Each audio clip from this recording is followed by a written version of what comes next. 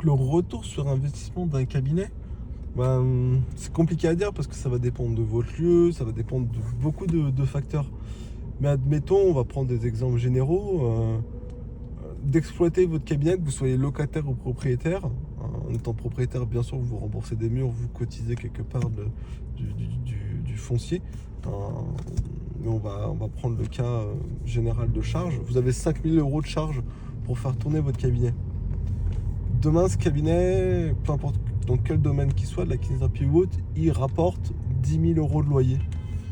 Vous comprenez que vous allez avoir 5 000 d'excédent qui vont être à partager en fin d'année entre les associés ou seulement à vous si vous êtes tout seul.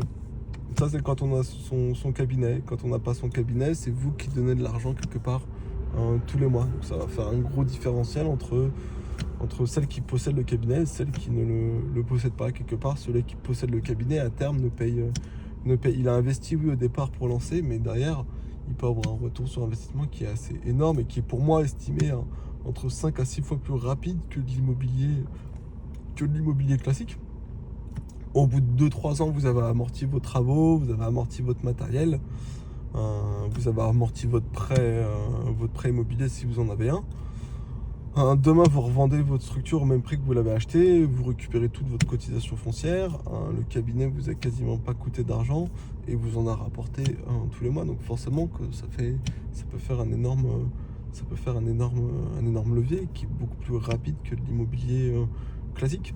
Donc ce même cabinet qui vous rapporte 10 000 € de loyer, dans 3-4 ans, il vous coûte plus que 4 000 € tous les mois parce qu'il y a 1 000 € de matériel et de travaux qui ont été amortis.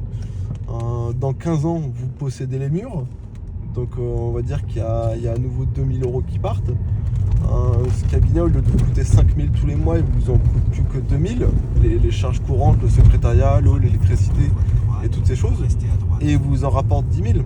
Un exemple par exemple avec 4 à 5 kinésithérapeutes dans une structure ou autre professionnel de santé, ça donne à peu près ces chiffres-là en région parisienne.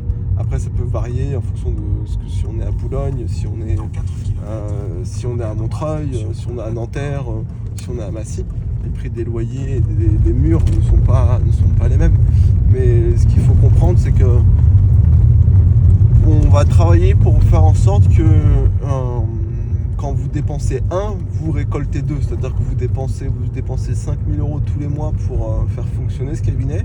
Mais ce cabinet, il vous en rapporte 10 tous les mois sans compter votre propre activité. Donc demain, admettons que vous soyez 6 dans le cabinet, chaque locataire verse 2 000 € de loyer.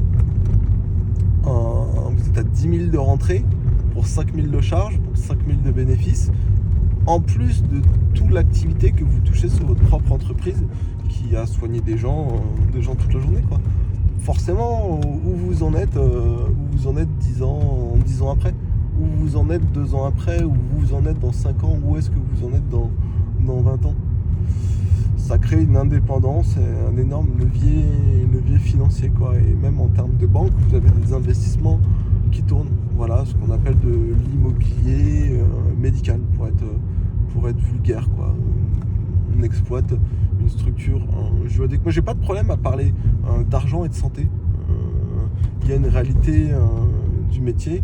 Il y a une réalité, une structure doit payer des loyers, doit rembourser des emprunts immobiliers, doit payer des travaux, et il y a toute une logique financière. Mais quand on regarde sur le papier, personne n'en parle beaucoup et j'ai pas peur d'en parler.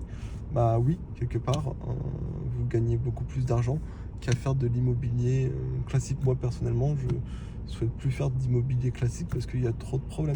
Demain, votre locataire ne paye pas le loyer. On est en pleine trêve hivernale, bon courage pour le mettre dehors. Demain, le professionnel de santé ne paye pas son loyer, il suffit de porter plainte à son département, à son ordre. Et la situation se règle assez vite, quoi. Donc l'immobilier médical est très intéressant et très lucratif parce qu'il y a un énorme besoin. Il y a beaucoup de professionnels de santé qui ne veulent pas forcément ouvrir leur cabinet et qui veulent travailler pour des cabinets existants. Voilà.